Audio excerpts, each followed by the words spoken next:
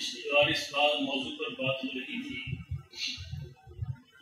کہ اس دور میں رہتے ہوئے جبکہ ہمارے نبی صلی اللہ علیہ وسلم کے درمیان 1500 برس کا فاصلہ ہے، ہم حضور صلی اللہ علیہ وسلم کی دعائیں کیسے لے سکتے ہیں؟ وہ کون کون سے اعمال ہیں جن کے کرنے سے نبی اکرم صلی اللہ علیہ وسلم کی دعا ہمیں یہاں رہتے ہوئے اس دور میں رہتے ہوئے بھی مل سکتی ہے؟ پہلی بات جو میں نے عرض کی تھی وہ تھا درود شریف، کہ درود شریف کا کثرت سے پڑھنا، کیونکہ درود ایک دعا ہے، ایک تحفہ ہے ہماری طرف سے جو ہم آقا صلی اللہ علیہ وسلم کی خدمت میں پیش کرتے ہیں۔ اور نبی صلی اللہ علیہ وسلم کی سنت مبارکہ یہ ہے کہ تحفے کا بدلہ ضرور دیا کرتے تھے، جب ہماری طرف سے انہیں تحفہ پہنچے گا تو یقیناً وہ بھی ہمارے لیے دعا کریں گے، تو یہ ان کی دعا جو ہے ہمارے دنیا آخرت کے سارے مسائل حل کرواتی ہے۔ تو پہلی بات دعا ہے، درود شریف ہے۔ حضور صلی اللہ علیہ وسلم کی زبان اقدس سے نکلے ہوئے الفاظ، کہتے ہیں کہ دنیا کائنات تو ادھر سے ادھر ہو سکتی ہے لیکن وہ نہیں ٹل سکتے، وہ ہو کر رہیں گے اور وہ ہو کر رہے ہیں اور ہو کر رہتے ہیں اور رہیں گے۔ تاریخ ایسے بہت سے واقعات سے بھری پڑی ہے، کئی دفعہ میں نے آپ کو یہ واقعات سنائے بھی ہیں کہ حضور کی زبان سے جو الفاظ نکلے اس زمانے میں، جس زمانے میں وہ الفاظ نکلے، بظاہر کوئی ایسا آثار نہیں تھے کہ وہ الفاظ پورے ہوں گے، لیکن بعد کے زمانوں نے ثابت کیا کہ ہو بہو وہ الفاظ پورے ہو کر رہے۔ بڑا مشہور واقعہ ہے کہ نبی اکرم صلی اللہ علیہ وسلم نے ایک دفعہ عثمان بن ابی طلحہ سے کہا کہ مجھے ذرا کعبے کی چابی دے دو، میں نے ذرا نماز پڑھنی۔ وہ زمانہ تھا جب قریش کا عروج تھا اور مسلمانوں پہ تکلیف کا زمانہ تھا۔ عثمان نے انکار کر دیا کہ نہیں، میں چابی میں نہیں دوں گا۔ اللہ اکبر۔ نبی صلی اللہ علیہ وسلم نے ارشاد فرمایا، عثمان وہ زمانہ کیسا ہوگا جب یہ چابی میرے ہاتھ میں ہوگی اور میں جسے چاہوں گا وہ دوں۔ اب غرور سے بھرے ہوئے قریش تھے، عثمان کہنے لگا کیا قریش سارے مر جائیں گے جو یہ چابی آپ کے پاس آ جائے گی؟ حضور صلی اللہ علیہ وسلم نے ارشاد فرمایا، عثمان ایسے زیادہ دیر نہیں گزری، ہجرت، نبی صلی اللہ علیہ وسلم ہجرت فرمائے، ہجرت کے 7-8 برس مکہ فتح ہوا، اور مکہ فتح ہونے کے بعد جیسا کہ دستور تھا وہ چابی نبی صلی اللہ علیہ وسلم کی خدمت میں پیش کی گئی۔ حضور صلی اللہ علیہ وسلم، ظاہر یہ بڑا اعزاز تھا، یعنی کعبہ کی چابی کا ہونا ایک بڑا اعزاز کی بات تھی۔ حضرت ابوبکر نے عرض کی کہ مجھے دے دیجیے، نبی صلی اللہ علیہ وسلم خاموش رہے۔ عمر نے عرض کیا مجھے دے دیجیے، آپ خاموش رہے۔ علی نے کہا مجھے دے دیجیے، آپ خاموش رہے۔ بڑے بڑے تعلق والے صحابہ ہیں، اب سب کی یہ خواہش تھی کہ یہ عہدہ، یہ منصب، یہ اعزاز مجھے مل جائے۔ اللہ اکبر۔ جب سارے اپنی بات عرض کر چکے، حضور نے فرمایا عثمان ابن ابی طلحہ کہاں؟ اس کو بلا کے لاؤ۔ اب اپنے گھر میں چھپے بیٹھے ہیں، اسلام قبول نہیں کیا تھا، اپنے گھر میں چھپ کے بیٹھے ہیں، کہیں مجھے کوئی سزا نہ مل جائے۔ اور وہ بات بھی یاد تھی، وہ منظر بھی یاد تھا۔ چنانچہ صحابہ گئے اور ان کو بلا کے لائے، اور وہ شرمندہ شرمندہ آقا دو عالم صلی اللہ علیہ وسلم کی خدمت میں حاضر۔ یہ ہے ہمارے نبی۔ ایسے بھی غور کیا تھا، ہم نے دنیا کو تعارف ہی نہیں کروایا کہ ہمارے نبی کون ہے، اور ہم نے اپنے نبی بنا کے پیش کیا۔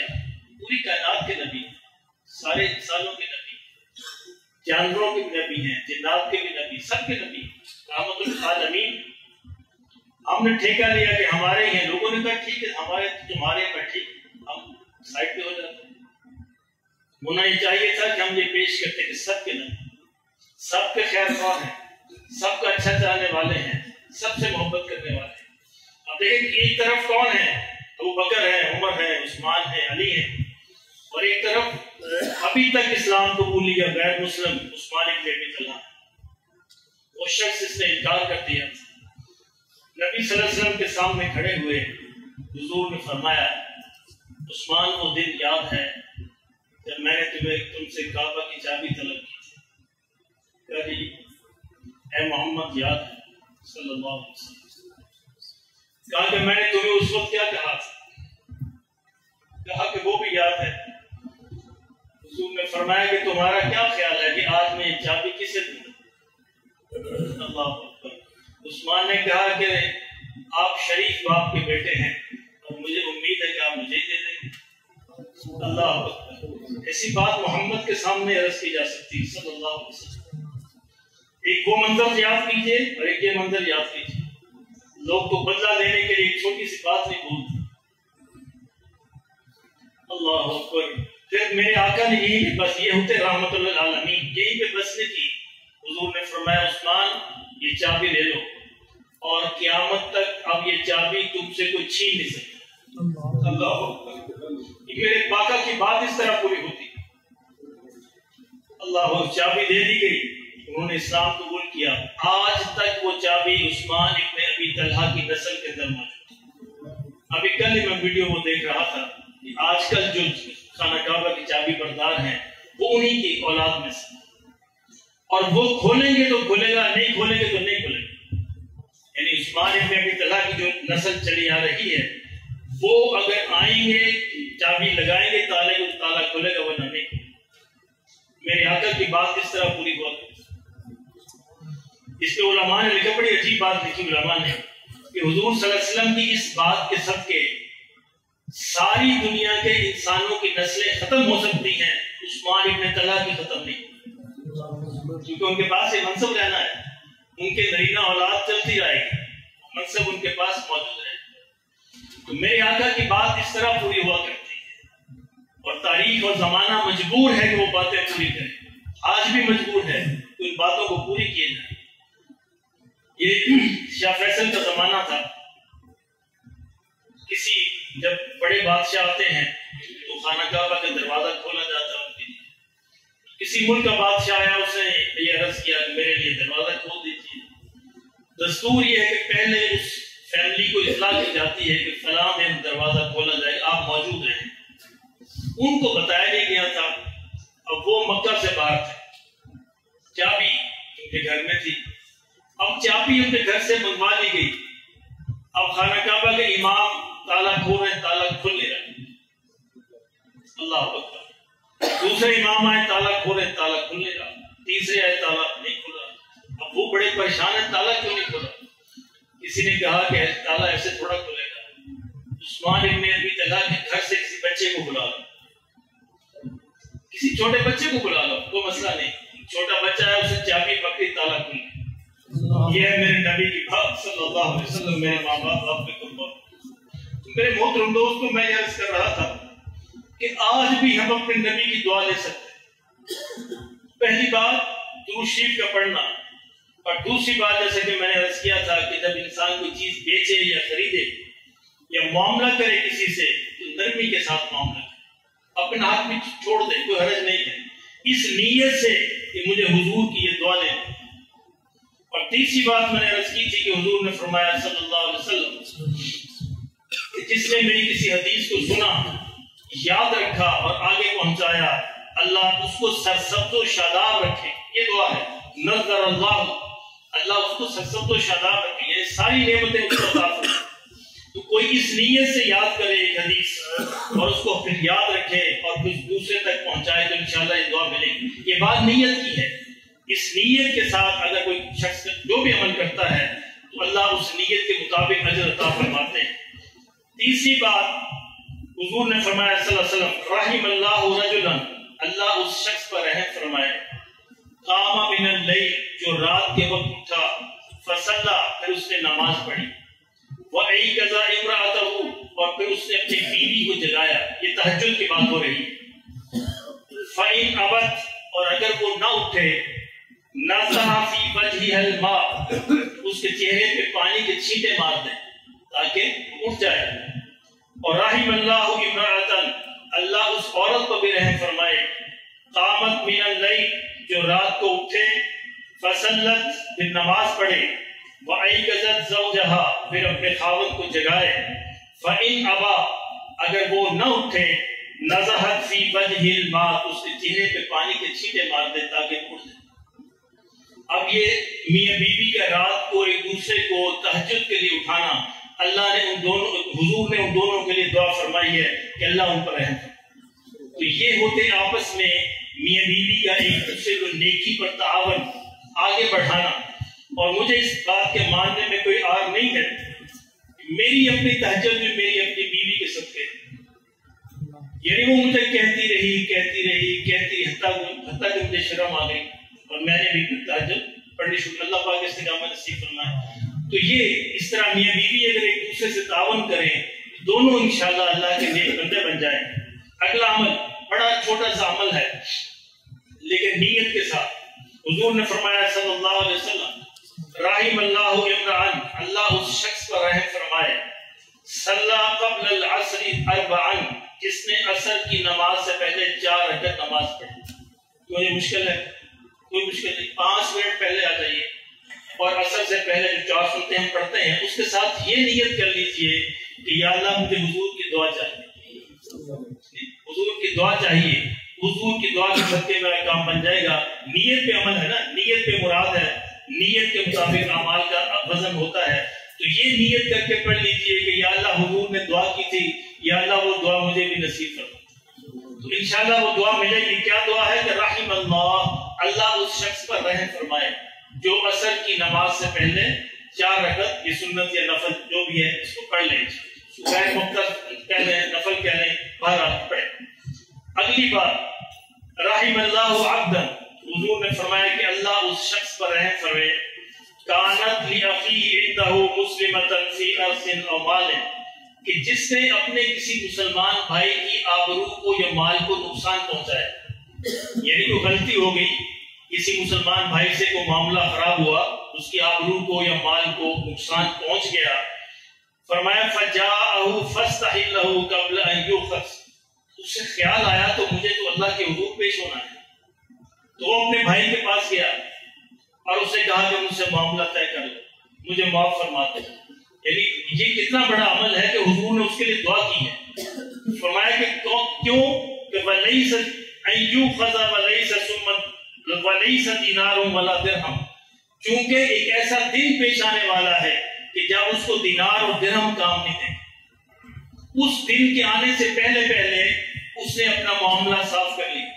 اب ایک طرف تو اس کا معاملہ صاف ہو گیا، اللہ کی طرف سے معافی ہو گئی، اور دوسرا حضور کی دعا مل گئی۔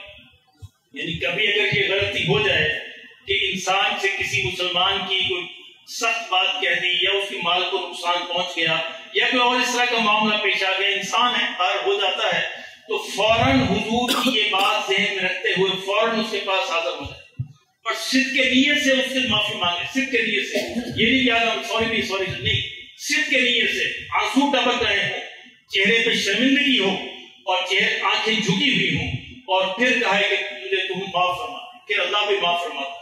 حضور نے فرمایا کہ اس دن سے آنے سے پہلے کہ جس دن نہ درہم کام آئیں گے نہ دینار کام آئیں گے، اور اس شخص نے اس سے معافی مانگ لی، اس کے لیے میرے آقا صلی اللہ علیہ وسلم نے دعا فرمائی۔ اگلی بات، حضور نے فرمایا اللہم ارحم، یا اللہ رحم فرما المحلقین، یعنی جو حج یا عمرہ کرتے ہیں، حج یا عمرے کے بعد اپنے بالوں کا حلق کرواتے ہیں، یعنی پورے بال جو صاف کرواتے ہیں، اس کو کہتے ہیں حلق کروانا۔ محلقین، یا اللہ ان پر رحم فرما۔ حضور نے ان کے لیے دعا فرمائی۔ قالو، صحابہ نے پوچھا والمقصرین یا رسول اللہ، یا رسول اللہ جو بال چھوٹے کرواتے ہیں، یعنی پوری ٹینڈ نہیں کرواتے، دوسرا نہیں کرواتے، ان کے لیے آپ کی کیا دعا ہے؟ حضور نے پھر فرمایا اللہم ارحم محلقین، یعنی صحابہ نے کچھ پوچھا، آپ نے پھر دعا کی کہ یا اللہ محلقین جو ہے حلق کرواتے ہیں ان پر رحم فرما۔ صحابہ نے پھر پوچھا، قالو، کہا گیا والمقصرین یا رسول اللہ، اے اللہ کے رسول مقصرین کے بارے میں کیا خیال ہے؟ قال والمقصرین، تیسری دفعہ آپ نے فرمایا ہاں یا اللہ ان پر بھی رحم فرما۔ تو اس لیے اگر اللہ آپ کو حج یا عمرے کی توفیق دے تو کوشش کریں کہ حلق کروا لیں۔ اس کے لیے حضور نے 2 دفعہ دعا کی ہے، یعنی اس کے لیے ڈبل دعا ہے۔ اور قصر بھی جائز ہے، قرآن نے بھی اجازت دی ہے، آپ بال چھوٹے کروا سکتے ہیں، پورے بال صاف نہ کروائیں، اس کے لیے حضور نے ایک دفعہ دعا کی۔ یعنی اسی لیے جو حضرات حج عمرہ کرتے ہیں ان کی کوشش ہوتی ہے کہ وہ حلق کروائیں تاکہ نبی صلی اللہ علیہ وسلم کی 2 دعائیں مل جائیں، ڈبل دعا جو ہے حضور کی مل جائے۔ اللہ اگر آپ کو توفیق دے تو یہ ضرور کرنا چاہیے۔ اگلی بات، رحم اللہ علی خلفائی، بڑے عجیب الفاظ حضور نے استعمال کیے، کہا کہ اللہ میرے خلفاء پر رحم کرے، اللہ میرے خلفاء جو ان پر رحم کرے۔ قیل ومن خلفاؤک یا رسول اللہ، پوچھا گیا کہ اللہ کے رسول آپ کے خلیفہ کون ہیں؟ کہا الذین یحیون سنتی، فرمایا جو میری سنت کو زندہ کرتے ہیں۔ یعنی خلفاء راشدین ہے نا، وہ نہیں، ہر وہ شخص قیامت تک جو اس نیت سے کہ میں حضور کی سنت سے اس کو زندہ کروں، فرمایا وہ میرے خلفاء ہیں۔ وَيُعَلِّمُونَهَا النَّاسَ، اور پھر اس کو لوگوں کو بتاتے بھی ہیں، میری سنت کو زندہ کرتے ہیں اور پھر اسے لوگوں کو بتاتے بھی ہیں۔ اچھا، سنت سے کیا مراد ہے؟ سنت سے مراد ہے نبی کے طریقہ صلی اللہ علیہ وسلم۔ ہمارے یہاں بدقسمتی یہ ہوئی کہ ہمارے یہاں صرف 3 چیزیں سنتیں رہ گئی، 3 سنتیں، ان کو ہم سنت سمجھتے ہیں، باقی کچھ ہمیں یاد نہیں۔ ایک ہم داڑھی کو سنت سمجھتے ہیں، ایک ہم جو پگڑی امامہ اسے سنت سمجھتے ہیں، اور ایک شلوار ٹخنوں سے اونچے اسے سنت سمجھتے ہیں، باقی کوئی چیز ہم سنت سمجھتے ہیں۔ یہ بھی سنت ہے، اس میں کوئی شک نہیں، لیکن کوئی شخص اس نیت سے کہے کہ میرے بھائی جھوٹ نہ بولا کرو، یہ سچ بولنا حضور کی سنت ہے، اس نے حضور کی سنت کو زندہ کیا۔ میرے بھائی دھوکہ نہ دیا کرو، دھوکہ نہ دینا حضور کی سنت ہے، تو یہ بھی اس نے سنت کو زندہ کیا۔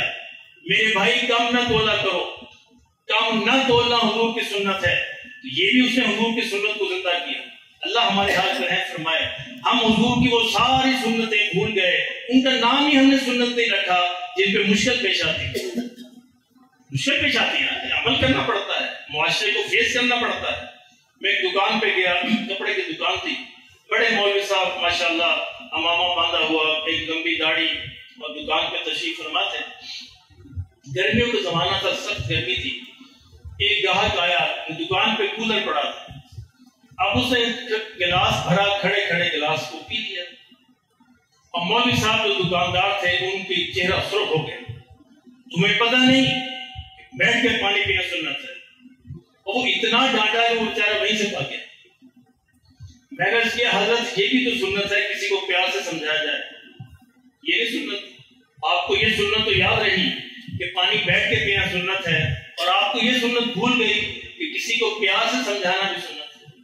اس طرح کی ساری سنتیں ہم بھول جاتے ہیں، اور صرف وہ سنت یاد رہتی ہے جس پہ ہمیں کوئی تکلیف پیش نہیں آتی۔ تو ساری جو حضور صلی اللہ علیہ وسلم کے سارے طریقے، آپ کا سونا، آپ کا اٹھنا، جاگنا، کھانا پینا، چلنا پھرنا، آپ کے سارے معاملات جتنے بھی طریقے ہیں وہ سارے کے سارے سنت ہیں۔ تو جو شخص جس کو بھی زندہ کرے گا، اپنی زندگی میں اس کو نافذ کرے گا اور دوسرے کو بتائے گا، تو حضور نے فرمایا کہ اللہ اس شخص پر رحم کرے، وہ بھی اس دور کے اندر بیٹھا ہوا حضور کی دعا لے سکتا ہے۔ میں تو کہا کرتا ہوں کہ نماز کو بھی سنت کہہ کر پڑھا کرو۔ اگر میری بات کو سمجھنے کی کوشش کرے، فرض ہے، ٹھیک ہے، یہ سنت بھی تو ہے، کیوں پڑھتے ہیں؟ حضور نے نہ پڑھی ہوتی ہم بھی نہ پڑھتے۔